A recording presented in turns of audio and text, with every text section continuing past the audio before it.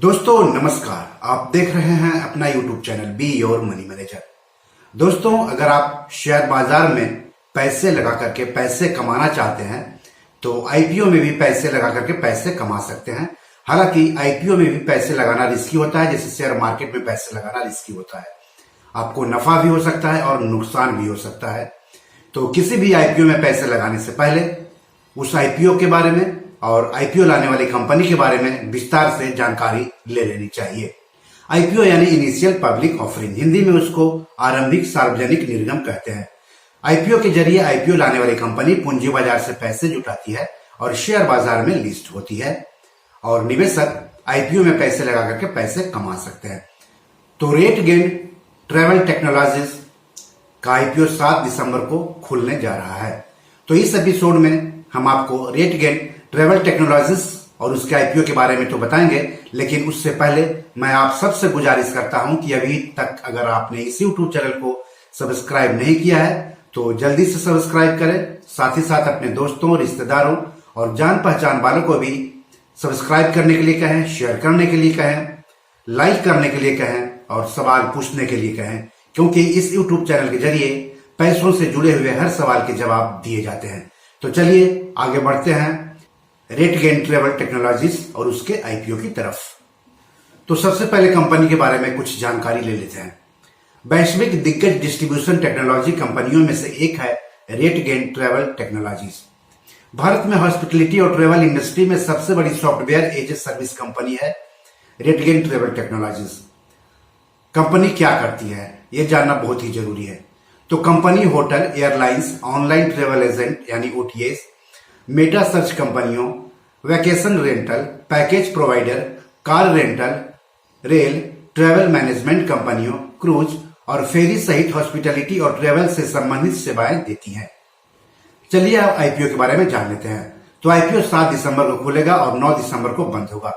IPO का price band है 405 रुपए से लेकर के 425 रुपए प्रति शेयर। 35 शेयरों का एक लॉट होगा, यानी निवेशकों को कम से कम 35 शेयर खरीदने पड़ेंगे।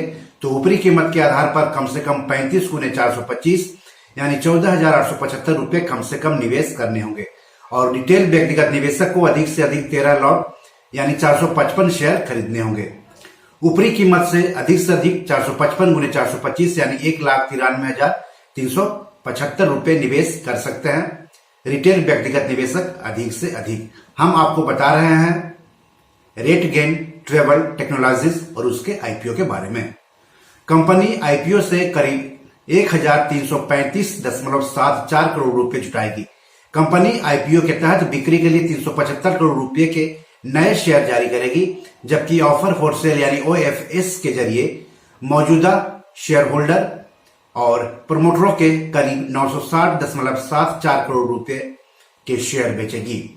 आईपीओ अलॉट की तारीख है 14 दिसंबर। अलॉट नहीं होने पर पैसे की वापसी होगी 15 दिसंबर को। निवेशकों के डिमैट अकाउंट में शेयर ट्रांसफर होंगे 16 दिसंबर को।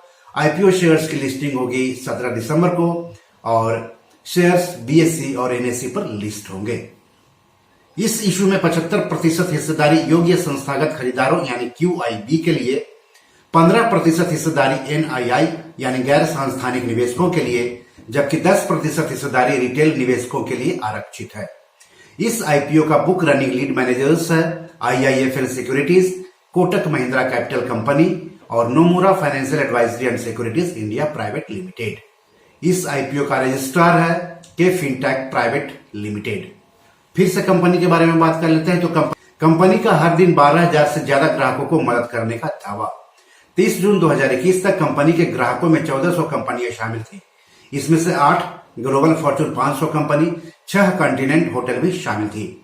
RateGain ने जिन दूसरी कंपनियों को सेवाएं दी है उसमें InterContinental hotels group, Kessler collection, Lemon Tree hotels, OYO hotels और होम्स प्राइवेट लिमिटेड शामिल है।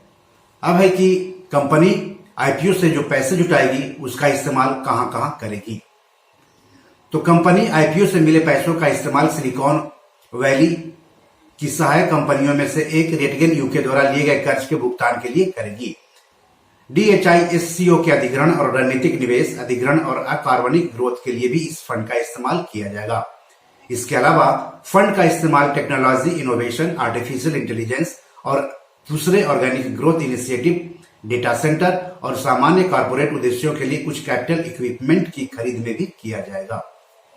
किसी भी आईपीओ में पैसे लगाने से पहले यह देखा जाता है कि कंपनी आईपीओ से जो पैसे जुटाएगी वो कहां इस्तेमाल करेगी। अब सवाल है कि अगर आपको RateGain ट्रेवल टेक्नोलॉजीज के आईपीओ में निवेश करना तो कैसे करेंगे। जो लोग पहले से करते आ रहे हैं आईपीओ में निवेश उन्हें तो मालूम है, लेकिन जो नए लोग हैं उनके लिए जानना जरूरी है कि आईपीओ में निवेश कैसे किया जाता है।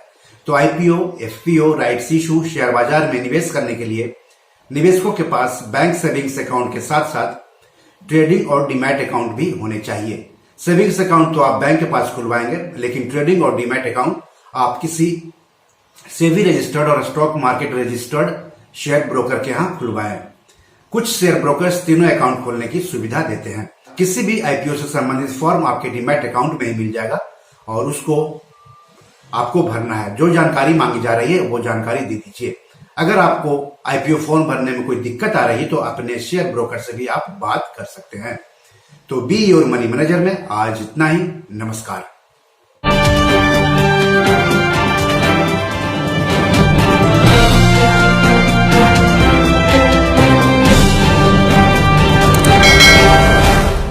दोस्तों, ये हमारी 7 किताब है जो कि अमेजॉन पर पब्लिश्ड है।